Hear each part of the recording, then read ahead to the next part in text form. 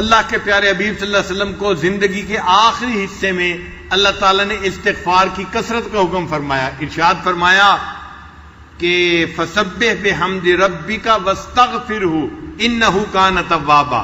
اب وہ اللہ کے محبوب صلی اللہ علیہ وسلم جو معصوم تھے، جنہوں نے حق ادا کر دیا تھا زندگی گزارنے کا، صحابہ سے پوچھا تھا حجۃ الوداع کے موقع پہ، کیا میں نے اللہ کا پیغام پہنچا دیا؟ صحابہ نے 1,24,000 نے مل کر کہا تھا، ہم زبان ہو کے کہا تھا، اے اللہ کے حبیب صلی اللہ علیہ وسلم ادیت الامانہ، آپ نے امانت کو پہنچا دیا. نصح الامہ، امت کو آپ نے نصیحت کر دی. صحابہ نے جب تصدیق کی، نبی علیہ السلام نے شہادت کی انگلی آسمان کی طرف اٹھائی اور کہا اللہم اشہد، اللہ گواہ رہنا میں نے اپنی زندگی کے مقصد کو پورا کر کے دکھا دیا. تو جنہوں نے زندگی کے مقصد کو پورا کر کے دکھا دیا، اللہ ان کو بھی فرما رہے ہیں آپ اللہ کی تسبیح بیان کیجئے اور استغفار کیجئے، اللہ تعالیٰ توبہ کو قبول کرنے والا ہے. تو نتیجہ یہ نکلا، ہر بندہ نیک ہو یا بد ہو، گناہگار ہو یا نیکوکار ہو، ہر بندے کو استغفار کرنا ہے تاکہ اللہ تعالیٰ اس کے کیے ہوئے عملوں کو قبول فرما لے. حضرت علی رضی اللہ عنہ عجیب انداز سے اللہ کے سامنے استغفار کرتے تھے. فرمایا کرتے تھے یا حی یا قیوم، یا رحمان یا رحیم. یہ اللہ تعالیٰ کے نام پکارتے تھے دعا سے پہلے. اللہ فرماتے ہیں وَلِلَّهِ الْأَسْمَاءُ الْحُسْنَى فَادْعُوهُ بِهَا. اللہ تعالیٰ کے پیارے پیارے نام ہیں، ان ناموں سے اپنے اللہ کو پکارو. چنانچہ وہ اللہ کو اس کے پیارے ناموں سے پکارتے تھے. یا حی یا قیوم، یا رحمان یا رحیم. اغفر لی الذنوب التی تحل النقم. اے اللہ میرے ان گناہوں کو معاف کر دے جو میرے اوپر ذلت کو حلال کر دیتے ہیں. اغفر لی الذنوب التی تغیر النعم. اے اللہ میرے ان گناہوں کو معاف کر دے جو میرے اوپر آنے والی نعمتوں کو بند کروا دیتے ہیں. اغفر لی الذنوب التی تورث الندم. اے اللہ میرے ان گناہوں کو بھی معاف فرما دے جن کی وجہ سے انسان کو ندامت اٹھانی پڑتی ہے. اغفر لی الذنوب التی تحبس القسم. اے اللہ میرے ان گناہوں کو بھی معاف فرما دے جس کی وجہ سے تیری رحمتیں بندوں پر تقسیم کرنی بند کر دی جاتی ہیں. اغفر لی الذنوب، اللہ میرے ان گناہوں کو بھی معاف کر دے الذی تنزل البلاء، کہ جس کی وجہ سے بلائیں نازل کر دی جاتی ہیں. اغفر لی الذنوب، اللہ میرے ان گناہوں کو بھی معاف کر دے التی تحتک العصم، کہ جس کی وجہ سے انسان کے اوپر سے عصمت کو اٹھا لیا جاتا ہے اور انسان گناہوں کا ارتکاب کرتا ہے. اغفر لی الذنوب، میرے ان گناہوں کو معاف کر دے توجل الفنا، جو فنا کو جلدی لے آتی ہے. اغفر لی الذنوب تزید الاعداء، میرے ان گناہوں کو بھی معاف کر دے جن کی وجہ سے انسان کے دشمنوں کو بڑھا دیا جاتا ہے. اغفر لی الذنوب تقطع الرجاء، ان گناہوں کو بھی معاف فرما دے جن کی وجہ سے امید کو کاٹ دیا جاتا ہے.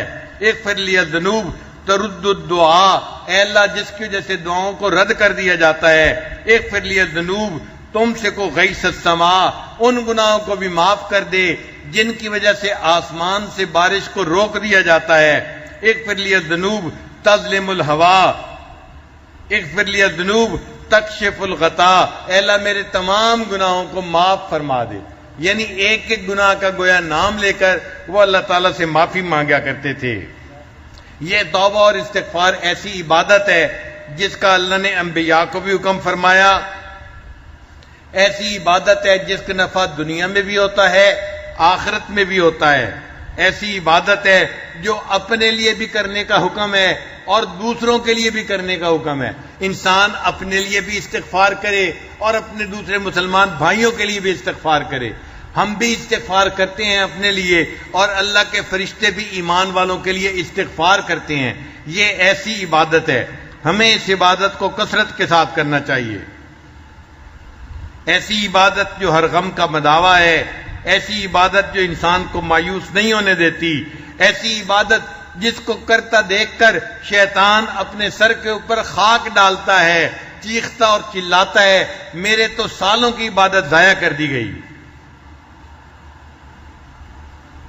اپنی حالت پہ نادم ہونا، اپنے گناہوں پہ شرمندہ ہونا اور محبوب کو منانے کی فکر ہونا اور یوں کہنا کہ میرے رب میں مجرم ہوں مجھے معاف فرما دے، اس کو استغفار کہتے ہیں۔ چنانچہ حضرت یوسف علیہ السلام نے مچھلی کے پیٹ کے اندر توبہ کی تھی، اللہ نے 3 اندھیروں میں ان کی دعا کو قبول کر لیا تھا۔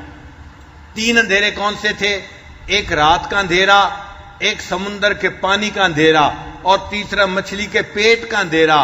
3 اندھیروں کے اندر جہاں گپ اندھیرا تھا، انہوں نے وہاں بیٹھ کر اللہ کو پکارا، اللہ نے ان کی دعا کو وہاں بھی قبول فرما لیا۔ ہم بھی اگر آج کی اس بابرکت رات میں، نورانی رات میں، رمضان کی رات میں اللہ کو پکاریں گے، اللہ تعالیٰ اس بابرکت رات میں ہماری دعا کیوں نہیں قبول فرمائیں گے؟ قرآن مجید میں ہے اذ نادا فی الظلمات، جب انہوں نے اندھیروں کے اندر اپنے رب کو پکارا اور یوں کہا لا الہ الا انت سبحانک انی کنت من الظالمین، اے اللہ آپ پاک ہیں اور اے اللہ میں گناہگار ہوں، میرے گناہوں کو معاف فرما دے۔ اللہ نے ان کی توبہ کو قبول کر لیا تھا۔ یہ جو ہے نا اللہ کی تسبیح بیان کرنا، یہ اللہ کو بہت پسندیدہ ہے۔ تسبیح پڑھنے کی وجہ سے اللہ نے ان کو مچھلی کے پیٹ سے نکال دیا تھا۔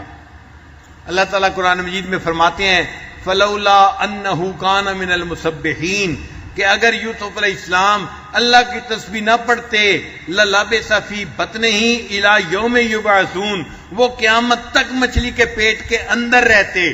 انہوں نے اللہ کی تسبیح بیان کی، اللہ نے مچھلی کے پیٹ سے نکال دیا۔ اگر یونس علیہ السلام نے مچھلی کے پیٹ میں اللہ کی تسبیح بیان کی تھی، اللہ نے ان کو مچھلی کے پیٹ سے نکال دیا تھا۔ ہم بھی گناہوں کی مچھلی کے پیٹ میں گھسے ہوئے ہیں، ہم باہر نہیں نکل پا رہے۔ آج کی اس رات میں ہم اللہ کی تسبیح بیان کریں گے اور اللہ کو پکاریں گے، اللہ تعالیٰ گناہوں کی مچھلی کے پیٹ سے ہمیں بھی نجات عطا فرما دیں گے۔ دنیا کا گھر بنانے کے لیے لوگ کتنی مشقتیں اٹھاتے ہیں، کبھی بینکوں سے قرضہ، کبھی لوگوں سے قرضہ، کبھی بزنس والوں سے قرضہ، یوں پیسہ اکٹھا کر کر کے اپنے گھر بناتے ہیں، اور جب گھر بنتا ہے تو کھڑے ہو کے بنواتے ہیں کہ بنانے والے چیزوں کی پرپورشن میں کوئی کمی بیشی نہ کر دیں۔ بعض لوگ تو کہتے ہیں ہم نے تو جی مکئی کی چھلی کھا کے گھر بنوایا۔ مکئی کی چھلی کھا کے گھر بنانے کا کیا مطلب؟ کھانا کھانے کی فرصت نہیں ملتی، بس وہ چھلی منگا لی اور وہیں بیٹھے بیٹھے اس کو کھا لیا، اور اس طرح وہ مجاہدے سے اپنا گھر بنواتے ہیں۔ اگر اتنی مشقتیں اٹھا کے دنیا کا فانی گھر انسان بنواتا ہے، اگر کوئی بندہ چاہے اللہ میرا جنت میں گھر بنا دے، اس کو اس کے لیے کتنی محنت کرنے کی ضرورت ہے؟ کیا ہم آخرت کا گھر بنانے کے لیے اللہ کے سامنے 2 آنسو نہیں بہا سکتے؟ اللہ تعالیٰ کی منت سماجت کیوں نہیں کر سکتے کہ اللہ آج کی رات میں ہمارے لیے جنت میں گھر بنانے کا فیصلہ فرما دے؟ استغفار شیطان کی کمر کو توڑ دیتا ہے اور شیطان خائب و خاسر ہو جاتا ہے، اور اللہ تعالیٰ بندے کی مراد کو پورا کر دیتے ہیں۔ حسن رضی اللہ تعالیٰ عنہ کے پاس ایک بندہ آیا، کہنے لگا حضرت بڑا گنہگار ہوں، کوئی عمل بتا دیں۔ فرمایا استغفار کرو۔ پھر تھوڑی دیر بعد اور بندہ آ گیا، حضرت بڑے دنوں سے بارش نہیں ہوئی، کوئی عمل بتا دیں۔ فرمایا بھائی استغفار کرو۔ ایک بندہ آیا، حضرت میرے پاس مال پیسے کی کمی ہے، تنگی میں گزارا ہو رہا ہے، کوئی عمل بتا دیں اللہ مال میں برکت ڈال دیں، زیادہ مال عطا فرما دیں۔ فرمانے لگے بھائی استغفار کرو۔ ایک بندہ آیا، حضرت میری اولاد نرینہ نہیں ہے، دعا کریں اللہ مجھے بیٹا عطا فرمائے۔ حضرت نے فرمایا بھائی استغفار کرو۔ پھر ایک بندہ آیا، حضرت میرا باغ ہے، دعا کرو اس کا پھل اچھا ہو جائے۔ فرمایا بھائی استغفار کرو۔ ایک بندہ آیا، میری زمین ہے کھیتی میں، زمین میں پانی نکل آئے، فرمایا بھی اس کے لیے استغفار کرو۔ اب جو بندہ پاس بیٹھا ہوا تھا وہ حیران ہوا، اتنے لوگ مختلف مسائل لے کے آئے اور حضرت نے سب کو ایک ہی کام کرنے کا حکم دیا۔ اس نے پوچھا کہ حضرت آپ کو یہ نسخہ کہاں سے مل گیا؟ جو آ رہا ہے آپ اس کو استغفار کا حکم دے رہے ہیں۔ حسن اللہ عنہ نے فرمایا کہ یہ نسخہ میں اپنی طرف سے نہیں بتا رہا، میرے کریم پروردگار نے قرآن مجید میں اس کو بتایا ہے۔ پھر انہوں نے قرآن مجید کی آیت پڑھی فَقُلْ تَغْفِرُوا رَبَّكُمْ إِنَّهُ كَانَ غَفَّارًا۔ اب غفارہ میں اللہ تعالیٰ بندے کے گناہوں کو معاف کر دیتے ہیں. پھر یرسل السماء علیکم مدرارا، اللہ بارشیں بھی عطا فرماتے ہیں. وَيُمْدِدْكُمْ بِأَمْوَالٍ، اللہ مال بھی عطا فرماتے ہیں. وَبَنِينَ، اور بیٹوں کے ذریعے سے بندے کی مدد کرتے ہیں. وَيَجْعَلْ لَكُمْ جَنَّاتٍ، اللہ ان کو باغوں کے پھل عطا فرماتے ہیں. وَيَجْعَلْ لَكُمْ أَنْهَارًا، اللہ ان سے زمین سے چشمے اور نہریں کو جاری فرما دیتے ہیں. ایک استغفار سے یہ سارے کام ہو سکتے ہیں. میرے پاس ایک نوجوان آیا، کہنے لگا حضرت بڑی تمنا ہے اللہ مجھے بیٹا عطا فرمائے. میں اور میری بیوی ہم بڑا پریشان ہیں، اور یہ کہہ کے اس کی آنکھوں میں سے آنسو آ گئے. جب میں نے دیکھا کہ نوجوان ہے اور آنکھوں میں سے آنسو آ گئے، اس کا مطلب دل بہت دکھی ہے. تو میں نے اسے پیار سے سمجھایا. میں نے کہا کہ بھائی میں آپ کو ایک نسخہ تو بتاتا ہوں، کرنا ذرا مشکل ہے، اس کو اگر آپ کر لینا اللہ رحمت فرما دیں گے. کہنے لگا جی ہم کر لیں گے. میں نے کہا آپ کو بھی کرنا پڑے گا، آپ کی بیوی کو بھی کرنا پڑے گا. کہنے لگے ہم دونوں کرنے کے لیے تیار ہیں. میں نے کہا نسخہ یہ ہے کہ رات کے آخری پہر میں آپ اذان سے آدھا گھنٹہ پہلے اٹھیں، 15 منٹ میں آپ وضو کر لیں، اور بقیہ 15 منٹ میں 2 رکعت پڑھ کے اللہ کے سامنے 100 مرتبہ استغفار پڑھیں اور اپنے لیے دعا مانگیں، اللہ آپ کو بیٹا عطا فرما دیں گے. وہ بندہ گھر گیا، اس نے جا کے بیوی کو کہا کہ پیر صاحب نے کہا ہے کہ نسخہ مشکل ہے، لیکن میاں بیوی دونوں اگر کریں تو اللہ مراد پوری کر دیں گے. تو بیوی نے کہا کب سے پورا کریں؟ کہنے لگا کل سے کریں گے. بیوی نے کہا نہیں آج کی رات سے پورا کریں گے، ہم آج رات بھی تہجد پڑھیں گے اور فجر کی نماز بھی پڑھیں گے. وہ فجر کی نماز دونوں مس کر دیتے تھے، سوئے رہتے تھے. اب اللہ تعالیٰ کی شان دیکھیں، چونکہ اولاد کی تمنا تھی لہذا انہوں نے تہجد بھی پڑھنی شروع کی، فجر بھی پڑھنی شروع کی. ایک تو اللہ نے ان کو اولاد بیٹا عطا فرما دیا، اور دوسرا اس کی برکت سے اللہ نے ان کو فجر کی نماز اور تہجد کی نماز کی پابندی بھی نصیب فرما دی. تو اس نسخے کی برکت سے اللہ تعالیٰ نے ان کو اولاد نرینہ بھی عطا فرما دی، اور اللہ نے ان کو تہجد اور فجر کی پابندی بھی عطا فرما دی. آج بھی مجلس میں کوئی ایسا بندہ ہے جو چاہتا ہے کہ میرا بیٹا ہو، وہ اس نسخے پہ عمل کر کے دیکھ لے. اللہ کا کلام سچا ہے. وَمَنْ أَصْدَقُ مِنَ اللَّهِ قِيلًا، یہ بات آپ 100% سچی پائیں گے. اللہ آپ کو اولاد کی نعمت سے محروم نہیں کریں گے. گناہ کرنے کے 3 درجے ہوتے ہیں. ایک ہوتا ہے انسان کبھی گناہ کر بیٹھے، اس کو ظالم کہتے ہیں. اس کو کیا کہتے ہیں؟ ظالم، کہ یہ اپنی جان پہ ظلم کرنے والا ہے، یہ ظالم انسان ہے. جو کبھی کبھی گناہ نیکی بھی کرے، کبھی گناہ کر دے، کبھی نیکی کبھی گناہ. تو جو کبھی کبھی گناہ کر بیٹھے اس کو کیا کہتے ہیں؟ ظالم کہتے ہیں. اور جو بندہ بڑے بڑے گناہ کرے، چھوٹے نہیں بڑے بڑے گناہ کرے، اس کو ظلوم کہتے ہیں. اس کو کیا کہتے ہیں؟ انہو کان ظلوما جہولا. تو اس کو ظالم نہیں کہتے، اس کو کیا کہتے ہیں؟ ظلوم کہتے ہیں. اور جو بندہ گناہ بار بار کرے اس کو ظلام کہتے ہیں. اس کو کیا کہتے ہیں؟ ظالم ہوتا ہے جو کبھی کبھی گناہ کر بیٹھے، اور ظلوم ہوتا ہے کہ جو بڑے بڑے گناہ کرنے والا ہو، اور ظلام ہوتا ہے جو بار بار گناہ کرنے والا ہو. اللہ تعالیٰ نے بندے کی تینوں کیفیتوں کے مقابلے میں اپنے 3 نام رکھے. ایک نام اللہ کا ظالم کے مقابلے میں ہے، اس کو غافر کہتے ہیں، کہ جو بندے گناہ کرے کبھی کبھی اللہ اس کے ان گناہوں کو معاف فرما دے. ایک ہے انسان کا نام ظلوم، اللہ نے اس کے بدلے اپنا نام غفور رکھا.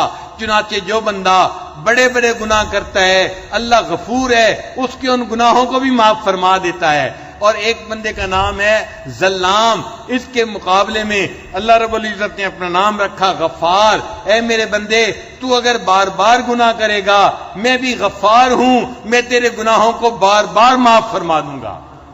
اس لیے جب بندے سے گناہ سرزد ہو جائے تو اس کے لیے ایکسکیوز نہ دے اللہ کو، بلکہ گناہوں کو تسلیم کر کے اللہ سے معافی مانگے. ابو عثمان رحمت اللہ علیہ فرماتے ہیں کہ یقال، یہ کہا گیا، ان آدم علیہ السلام صائدہ بخمسۃ اشیاء، حضرت آدم علیہ السلام 5 باتوں کی وجہ سے سعادت پا گئے. کتنی باتوں کی وجہ سے سعادت پا گئے؟ 5 باتوں کی وجہ سے. پہلی بات اعتراف بالذنب، انہوں نے اپنے گناہ کا اعتراف کر لیا. اے اللہ مجھ سے گناہ سرزد ہو گیا ہے، میں اس کا اعتراف کرتا ہوں. اور دوسرا وندم علیہ، اور اس گناہ کے ہونے پر وہ نادم ہوئے، پریشان ہوئے، پشیمان ہوئے، یہ دوسری بات تھی. اور تیسرا ولام نفسہ، اور انہوں نے اپنے نفس کو ملامت کیا کہ یہ میرا نفس ہے جس کی وجہ سے یہ غلطی سرزد ہو گئی، تو اپنے نفس کو ملامت کی. اور چوتھا وسارا الی التوبۃ، اور توبہ کی طرف انہوں نے توبہ کرنے میں جلدی کی، دیر نہیں کی. اور پانچویں بات ولم یقنط من الرحمہ، اللہ کی رحمت سے وہ مایوس نہیں ہوئے. ان 5 باتوں کی وجہ سے اللہ نے ان کی بھول کو معاف کر دیا اور وہ سعادت پانے والوں میں شامل ہو گئے. شیطان نے بھی گناہ کیا تھا مگر اس نے 5 غلطیاں کر لیں، اور ان غلطیوں کی وجہ سے وہ ہمیشہ کے لیے اللہ سے دربار سے دھتکار دیا گیا. شیطان نے کون سی غلطیاں کی تھیں؟ پہلی بات وشقا ابلیس بخمسۃ اشیاء لم یقر بالذنب، ایک تو اس نے گناہ کا اقرار نہیں کیا. ولم یندم، دوسرا وہ نادم نہیں ہوا. تیسرا ولم یلم نفسہ، اس نے اپنے نفس کو ملامت نہیں کی. پھر چوتھی بات بل اضاف الی ربہ، اس کو اپنے رب کی طرف جو ہے اس کی مضاف کر دیا. اور پانچویں بات فلم یتوب، اور اس نے توبہ نہیں کی. وقانت من الرحمہ، اور اللہ کی رحمت سے مایوس ہو گیا، اللہ نے اسے اپنے دربار سے ہی دھکا دے دیا. تو آج کی رات ہمیں اپنے رب سے اپنے گناہوں کی معافی مانگنی ہے اور اپنے نیک اعمال کی کمی کوتاہی پر بھی معافی مانگنی ہے، تاکہ اللہ تعالی ہمارے گناہوں کو معاف کر دے اور ہماری یہ توبہ کے دروازے کو کھول دے. قرآن مجید میں اللہ تعالی ارشاد فرماتے ہیں قل یا عبادی الذین اسرفوا علی انفسہم، فرما دیجئے اے میرے بندو. یہاں پر ذرا غور کیجئے کہ وہ لوگ جنہوں نے گناہ کیے، اللہ ان کو خطاب کرنے کی بات کر رہے ہیں. تو یوں بھی فرما سکتے تھے ان بندوں سے کہہ دو کیونکہ انہوں نے گناہ کیے. ہم نے دنیا میں دیکھا ہے باپ اگر بیٹے سے کسی غلطی کی وجہ سے ناراض ہو تو بیوی کو کہتا ہے اسے کہو سیدھا ہو جائے، اسے کہو سیدھا ہو جائے. دیکھا بات کا انداز، بات میں اجنبیت ہوتی ہے جیسے تعلق ہی کوئی نہیں ہے. اسے کہو سیدھا ہو جائے ورنہ میں اسے گھر سے نکال دوں گا. اللہ نے گناہ کرنے والوں کو ایسے نہیں کہا کہ انہیں کہو یہ توبہ کر لے. اللہ نے فرمایا قل، میرے محبوب فرما دیجئے یا عبادی، اے میرے بندو. سبحان اللہ، اتنے بڑے گناہ ہونے کے بعد اللہ نے اپنی نسبت سے معروم نہیں کیا، اے میرے بندو. ابھی بھی اللہ میرے کا لفظ استعمال فرما رہے ہیں، اے میرے بندو. الذین اسرفوا علی انفسہم، جنہوں نے اپنی جانوں پر ظلم کیا. لا تقنطوا من رحمت اللہ، اللہ کی رحمت سے مایوس نہ ہونا. انہ یغفر الذنوب جميعا، وہ تمام گناہوں کو بخشش کرنے والا ہے. انہ هو الغفور الرحیم، بے شک بڑا غفور بھی ہے اور بڑا رحیم بھی ہے.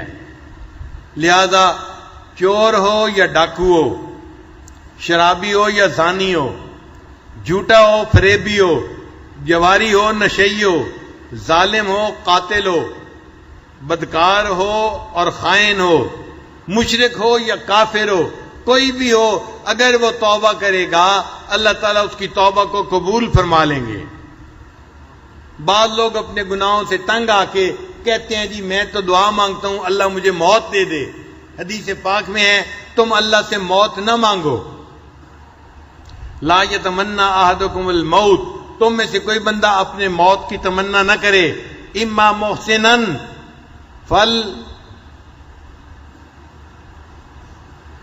فلعلہ ان یزداد خیرا، اگر وہ نیک ہے ہو سکتا ہے جو زندگی آنے والی ہے اس میں وہ اپنی نیکیوں میں اضافہ کر لے.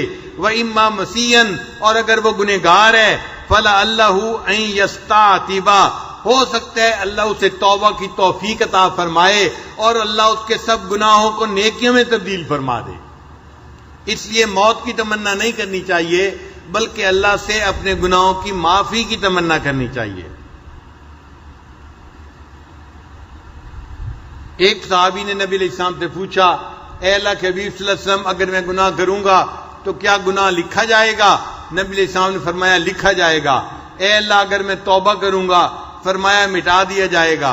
اے اللہ کے حبیب صلی اللہ علیہ وسلم، اگر میں پھر گناہ کروں گا، نبی علیہ السلام نے فرمایا پھر لکھا جائے گا۔ اس نے کہا پھر توبہ کروں گا، فرمایا پھر مٹا دیا جائے گا۔ اس نے کہا پھر گناہ کروں گا، فرمایا پھر لکھا جائے گا۔ اس نے کہا کیا پھر توبہ کروں گا تو مٹا دیا جائے گا؟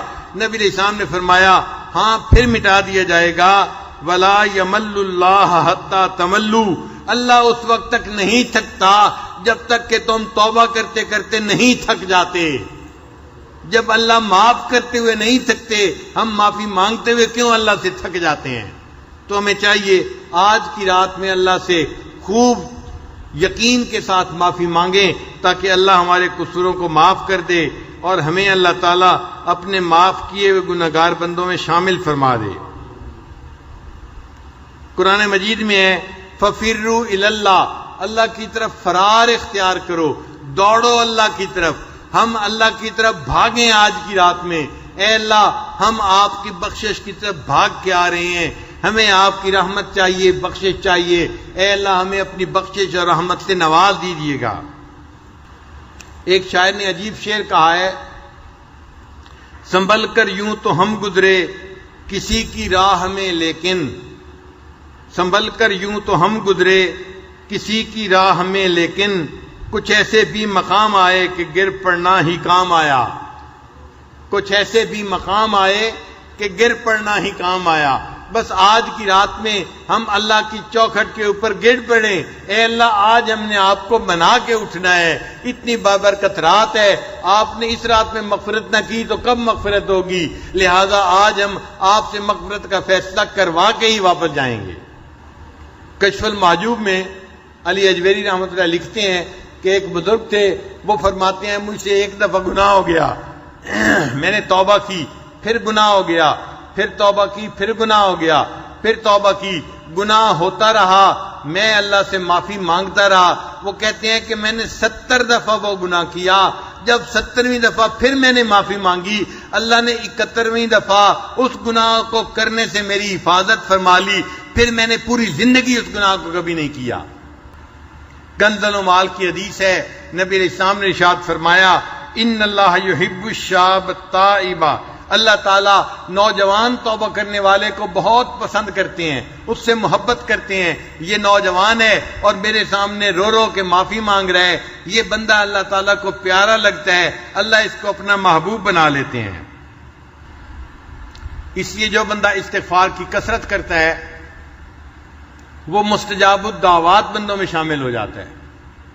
مستجاب الدعوات کس کو کہتے ہیں؟ وہ بندہ جس کی ہر دعا قبول ہو جائے۔ تو جو کثرت سے استغفار کرتا ہے اس کی ہر دعا کو اللہ قبول فرماتے ہیں۔